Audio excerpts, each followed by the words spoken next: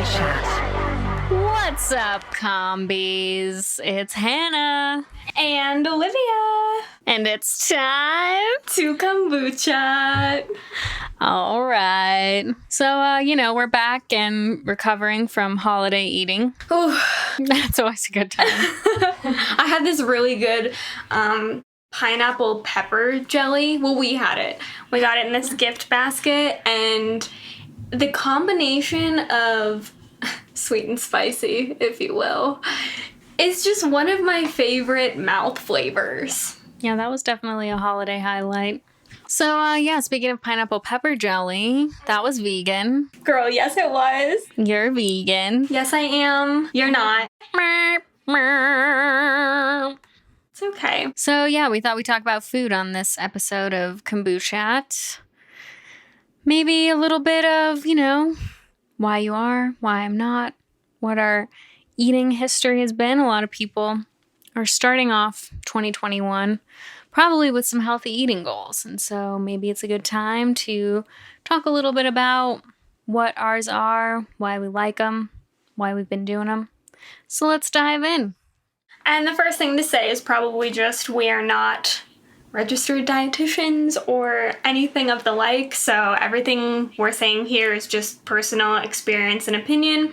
Always consult a doctor or nutritionist, someone specialized, if you're planning on really changing up your habits. So yeah, and also we're not prescriptive in any way. Like, could really care less what you do what works well for you and your body. I think some people are actually kind of terrified of vegans because they think that they're going to make them feel guilty for eating animals or animal products, or, I don't know, come at them in some way. Because, historically there has been kind of an angry bunch of vegans on, Twitter and stuff. I am not of that generation of vegan. But you know what I mean? So, I do think some people are like, oh, vegan, CrossFit, Bitcoin. So just kind of those things that people just never stop talking about. So I don't know. You're not that way. No, I've got an open mind about it. I actually don't think the vegan diet maybe does work for everyone. I know people with a lot of restrictions in their life because of IBS or because of blood pressure or just different things.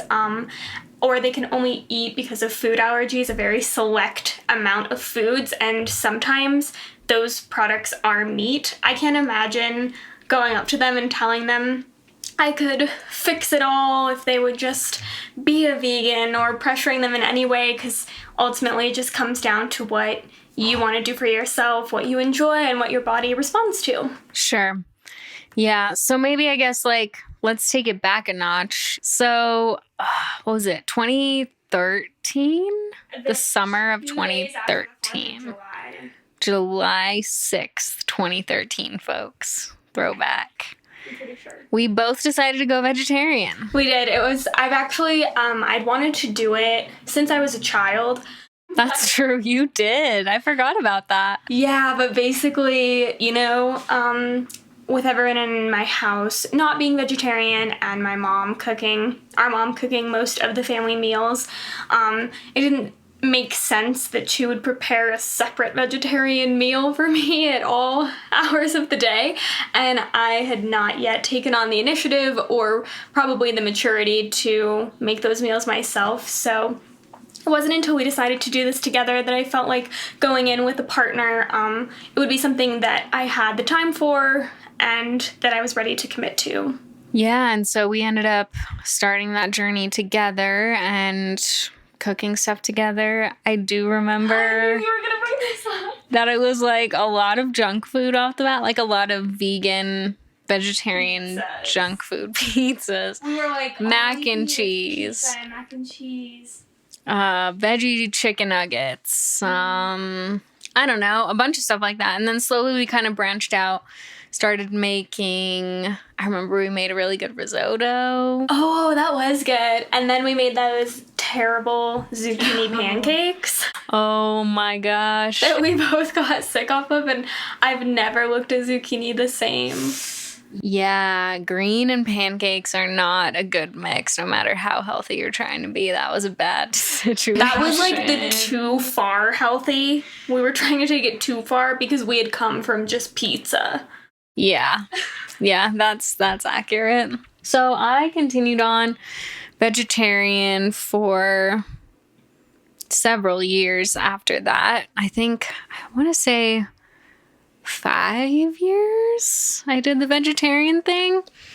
And somewhere in there, I also tried a little pescatarian where I would have fish.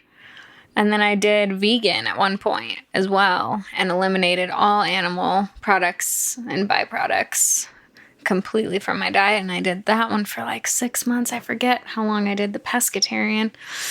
But yeah, so all that to say that I went back to some meat, mostly just chicken, but occasionally sushi or coconut shrimp. Yeah, coconut shrimp. In 2018. So I think, or was it 2019? I don't know what you're about to say. 2019. When I started eating meat again. It was somewhere in there, folks. I don't... Combies, I'm sorry, I don't quite remember. It was 2019. Okay, 2019. So now I've been on that train for about 2 years. Mm-hmm. Back eating meat. Now you went... So I went from just vegetarian to pescatarian for about 5 years, I think. I couldn't give up fish. I loved sushi so much. I loved poke bowls. I loved salmon still. I really liked all of that. And then I had an experience in another country where I was served a whole fried fish with like all the bones and stuff in it, and Traumatic for this girl. And I ate it out of respect for the person who was hosting me. It was kind of a luxury to have this fish, and they'd got it especially for me because they knew of my diet, and I ate it, and I actually ended up in the emergency room 24 hours later because of stomach. Yeah, that's why. That? Yeah. Whoa, you learn something new every day. Yeah, I had terrible digestion problems with it, and it kind of ruined fish for me for a long time. So then I went back to vegetarianism, and then I actually studied abroad in Germany in 2019, the spring of 2019, and I lived with a host mom and her daughter who were vegan. And so I made the switch to a full vegan diet, and I've done that for, it'll be 2 years in March. Yeah, so coming up on it. Mm-hmm. Yep, exactly. So maybe we should get into like why you decided to stick with it after your host mom and how it's been getting into that for the past 2 years, and tips and tricks if anybody's thinking of it, why you like it, how it's made your body feel. Mm-hmm. Yeah, so I mean, to get real, when I entered college, I was not exercising as much. I was using all my time to join clubs and to study, and I wasn't sleeping enough, and I was eating a lot of junk food. Typical college experience. Totally. And so my body was at a place that I didn't feel my best, I didn't feel my healthiest, and I knew that. And so I wasn't sure what to change. I changed exercise for a while, but I ended up not having enough time for it, and then I tried, I don't know, just a bunch of different things that really didn't seem like they were helping me reach my goal. And so once I went abroad, I had that goal in mind of wanting to create a full, healthy me. Spiritually, emotionally, physically, all of it. And so being paired with this host mom was such a blessing because she was wanting to take this journey with me. She was actually a personal trainer in Germany. She'd done some nutrition work as well. And vegan. And she was vegan. A German vegan personal trainer. Like, could there have been a more perfect moment? for your hopes. We were the best match. I love her. So, she started, she was in charge of making me breakfast and dinner, and I would always help her with whatever we were preparing, and then lunch was on my own. So I found a greens spot that had like greens and smoothie, and the grocery store had this huge salad buffet where you could just pick a bunch of things, and they had a bunch of vegan options. So I started noticing I was having more energy, and all of my classes there, it was a theater-based program, and they were pretty much all movement classes. They required a lot of energy, a lot of stamina, lifting people, being on our own body weight. And I noticed that I was having the energy to do this, and my body was just functioning better than it had been, and I started noticing inner and outer changes in my body that made me happy. So then I came home from abroad and I continued on this path with a plant-based diet, and I've slowly picked out foods even in the plant-based diet that don't work for me, like oats. I found out I have like a self-prescribed intolerance to, and so it's constantly me figuring out what works, but I just have never felt better consuming things and fueling my body. Yeah, so this has worked very well for you. And coming into quarantine and the pandemic and not going outside and not ordering in food as much, I've actually found a lot of solace and stress relief in cooking. Yeah, which I feel like that's definitely a common theme for a lot of people right now. A lot of people are baking, cooking, all of it. Yeah, totally. Well, for me, kind of went the, I don't want to say opposite direction, but basically I just started getting to a point where I probably wasn't doing the vegetarian and vegan thing right. And I really I don't find a lot of joy in cooking. Like, I mean, I can do it. And I sometimes will love making a certain special something, but for the most part, it's just not something I want to spend time in my day doing if I don't have to. So I was probably not doing the best at trying the vegan thing and the vegetarian thing. And I did still eat a lot of vegetables and stuff, but I don't know. My hair got really thin and dry and brittle. And I remember I have some spots where I always have little baby hairs, and those just stopped growing entirely. My skin got really dry and just seemed like I was getting a lot of breakouts. And I don't know. I mean, it just to me felt like it must be diet related. So I thought, well, this just, I love it, and I love it for the non-cruelty or the cruelty-free aspects, but it just didn't seem to be working well with my body. So I went back to eating chicken a couple times a week at most, and then some cheese. I do not like dairy milk at all. I just can't. I go oat for that, but I did notice a change pretty quickly, and my energy level and my hair and skin and all of that is back. So I don't know if I wasn't getting enough protein, and I should have probably got levels tested. The only thing I did test, I think at the time, was vitamin D and B12, and I'd been taking supplements for those, and those were both fine. But I just felt out of whack and just did not feel right for me.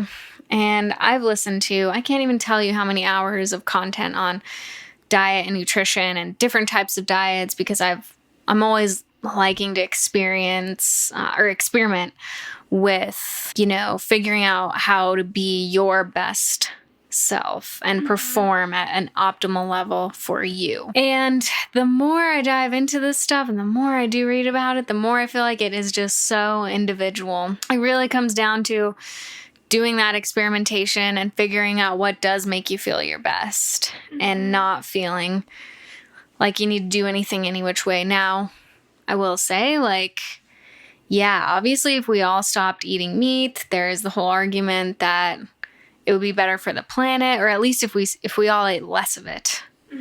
And I'm totally down with that. I'm not somebody who eats it at every meal or anything like that. I like to say I'm like 80-20, but I probably eat a little more cheese than I should, especially around the holidays. But I try to do, 80% plant-based, about 20% chicken or fish. And I've never felt better either. I'm definitely feel optimal doing what I am. So that's kind of our backgrounds on food and diets, and get questions about that all the time because I do post so much plant-based content because I do like eating that for the most part. And I do feel, I will say, one time I was trying to incorporate some red meat back in, and I felt terrible doing that. Yeah. Just physically did not feel well. Did not get the energy. I don't know. Some people do, but I just didn't. And so that's kind of why I've stuck with the chicken and fish, mostly plant-based. People are always asking me if I'm vegan because you're vegan. And actually, that's a good distinction to bring up because I just saw a recent Instagram post about this from a dietitian, vegan nutritionist, plant-based versus vegan. So originally, I thought that plant-based was the way of getting out of the stigma of being a vegan. And it was kind of the term people used so that people wouldn't be annoyed with them or think weirdly of them. But it's actually that vegans consume no animal byproducts, as you would think, and plant-based consume things like they might occasionally consume honey, or they might occasionally consume, I don't know, I think even dairy might have been on that list, even though that's not from a plant source. It was just saying being plant-based means you tend to eat more plants, but like you said, might have that 20% or X amount percent where you're not fully vegan. So I just thought that was kind of an interesting. Yeah, it is interesting. So, yes, that's where we stand on the diet. Again, get a lot of questions on that, so we kind of wanted to break it down and just share what's worked and what our journeys have been. Yeah, and I would say too that living a vegan lifestyle floods more into the lifestyle aspect as well. Not that it doesn't for other people too who consume animal products, but in order for me to be confident in saying that I am vegan, I also buy my makeup vegan and cruelty-free. Sure. Your jeans can be vegan or cruelty-free. Boots, it's more of products as well. The actual vegan lifestyle versus the vegan diet is just kind of another distinction. Yeah, that's a good point. Although I do eat some meat, I do not buy products tested on animals, products made from animals. If you ever see me in leather, it's fake. All that jazz. So yeah, that is important. And that's not to say that, I want to tell anybody else what to do, but just for me, that's how I feel good. And a little bit, I do want to tell other people what to do with that one. Yeah, I mean, the testing, I don't know.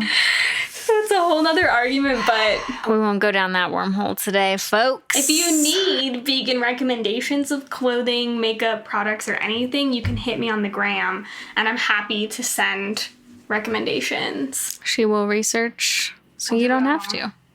Exactly. And if there's enough interest, maybe we'll do a future episode on that. Definitely.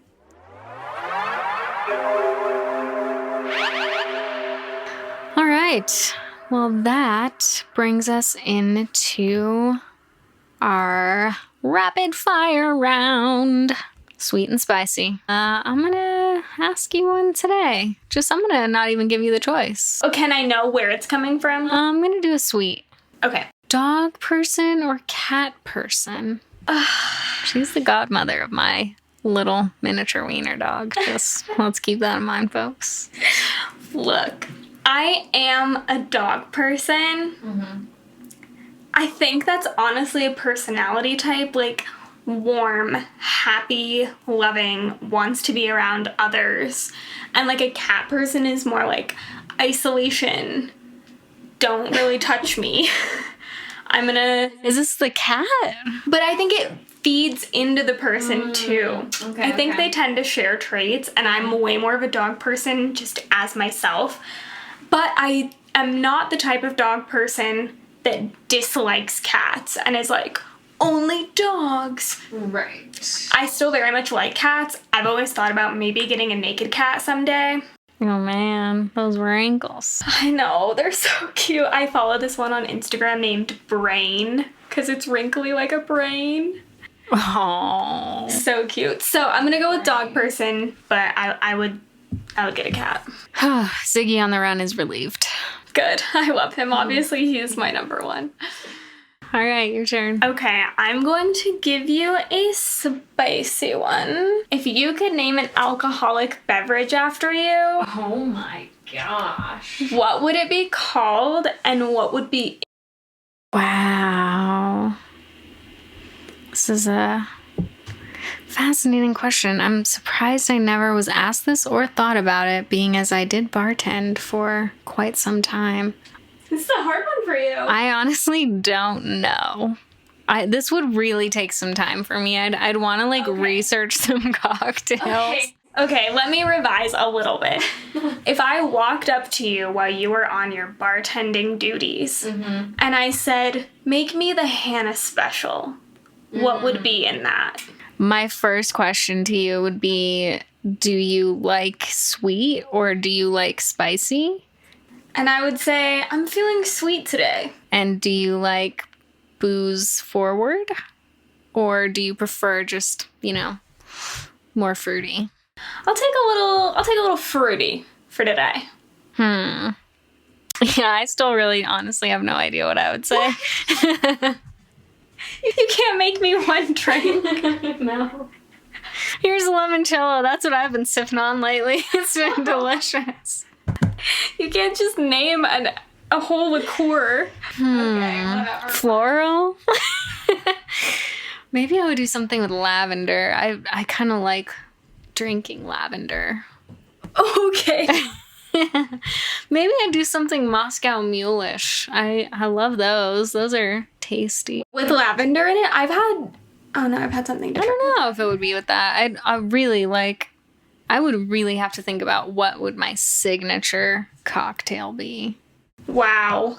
I think it's hard. What would yours? You seem like you've thought about this. Probably just a double shot of tequila with ice. Spoken like a true comedian. And I do it with them. Well, on that note, I think we'll call it a day. Oh my gosh, there was such a build up there. I was trying to think, if there was some kind of weird food item I could put in a drink just to, make it weirder at the end. But, yeah, I really don't know. Maybe, a Bloody Mary with all the fillings and, a little donut on the side. Wouldn't that be good? Whoa, I could kind of get down with that. I don't know if that would be my signature, but it sure sounds good right now. I love it.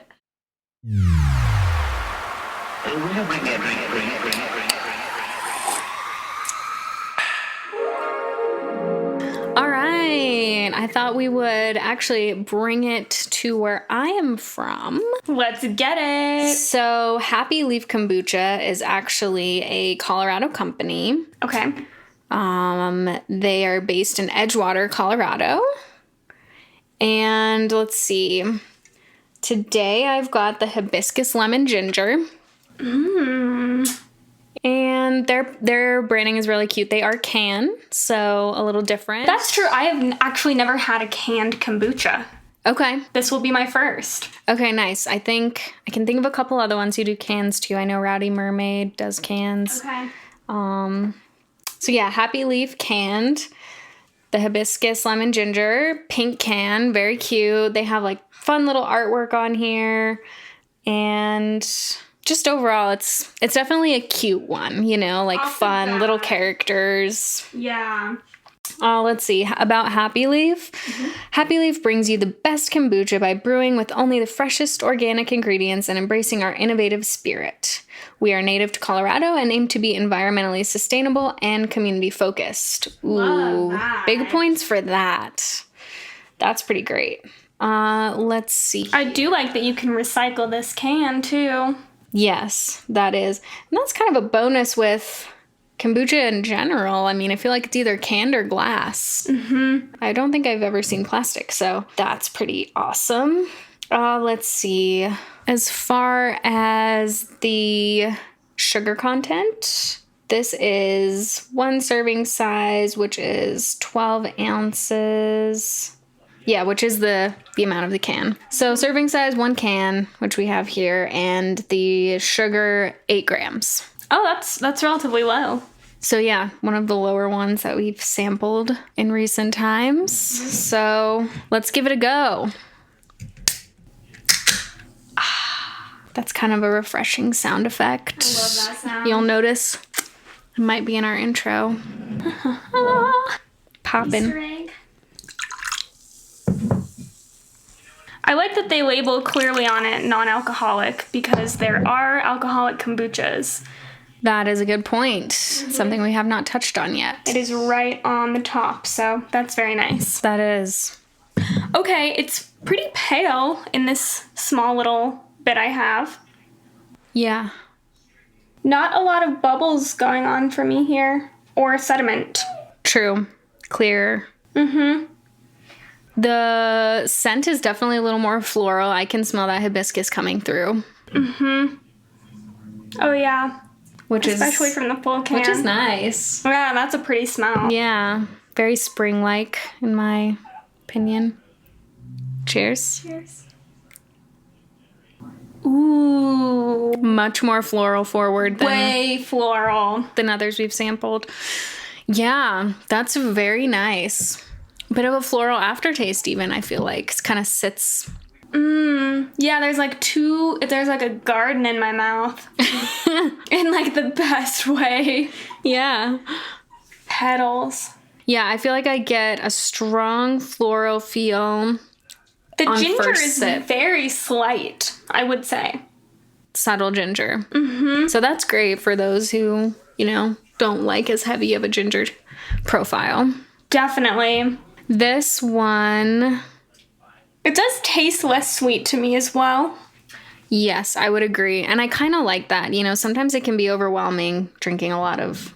Yeah, it tastes a little more natural, It does. earthy kind of. Yeah, I really like that floral aftertaste. It just kind of sits on your tongue, that nice hibiscus. Really fresh. Feels very like organic, fresh vibe. Yep. Feels like a nice spring flavor for me. I like it. Scobie scale, 1 to 5. What do you rank? I think I would give this one a 3.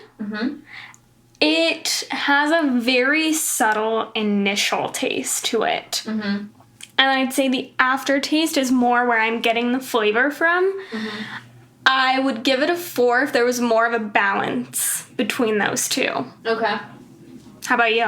Yeah, I'm also going to go 3 on this one only because I feel like there isn't a lot of flavor with every sip. Like I am getting that floral, but I'm not getting a lot else. Yeah. So, I do love the branding. I do love the packaging. Beautiful. So those rank high for me. I guess I just wish I was getting like a little something more with every sip so that it felt a little less like a LaCroix or something. Yeah. So it almost like has that a little more watered down. But I do love that it's low sugar. So bonus points there. Take that for what you will. Yep. All right, well, we're going to close out this episode of Kombuchat. Special thanks to Gold Threads. This has been an On The Run media production. Make sure to like, review, comment, and subscribe on iTunes, YouTube, or wherever you listen to podcasts. Our first 6 episodes may not be on YouTube off the bat, but they are wherever you listen to podcasts. So give us a review. Let us know your favorite part of the episode in the comments or on Instagram. I'm at Blonde on the Run. And I'm at Olivia, Olivihuh. We'll see you next time, combies. Bye!